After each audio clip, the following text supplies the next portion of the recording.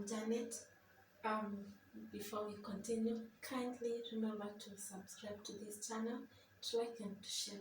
Let's get back to the lesson. We are going to look at oral literature. What is oral literature? Oral literature is spoken art that is transmitted through the word of mouth. And spoken word is its medium. Now, performance is also a very important aspect of oral literature because in every presentation it becomes a total rendition, even if presented by the same person. The other reason for performance is key to oral literature is that extra linguistic features that accompany formal or verbal presentation. We have the extra linguistic features that accompany verbal presentation. Now, nonverbal cues that are usually important to literature, to oral literature communication, include the following. Facial expressions, like when a story is being told out, how do people react in their faces? What expressions do they give? Is it a happy face, a sad face, worried, or they are concerned? Tonal variation is the person giving out the story, varying his tone to high tone or low tone, use of gestures, dramatization, body movement, mimicry. This is where the narrator imitates the action and speech manners of the characters in the story. Now, let us look at the functions of studying oral literature. We have a few functions. The first function, national integration. Oral literature enables us to live together in peace and harmony as one people because we become enlightened about other people's way of life or culture. Education is our second function. Oral literature is a way of teaching values and culture, and it usually mocks vices and it punishes vices. It punishes vices in the society.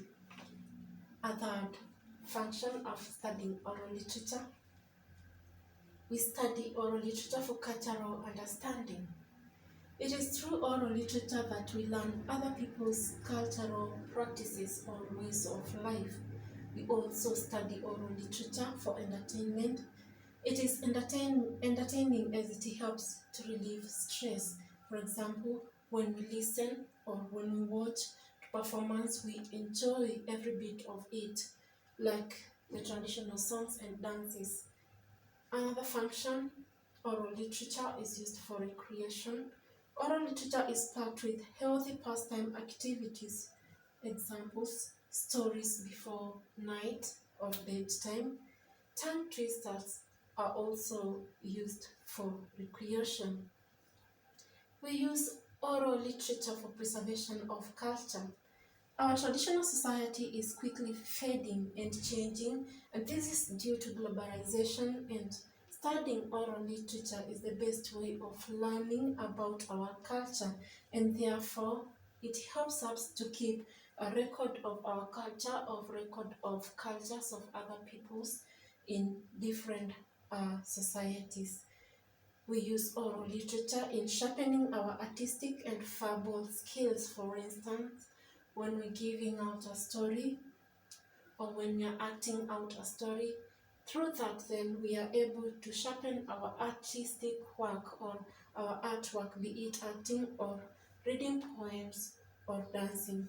We use again oral literature for socialization. In oral literature involves more than one person. Let's say it is a storytelling session. We have the person who is narrating the story and the listeners. So more than one person, and through that, those people in that particular piece of oral literature are able to socialize. That is it for oral literature and the functions of studying oral literature. Thank you so much for watching.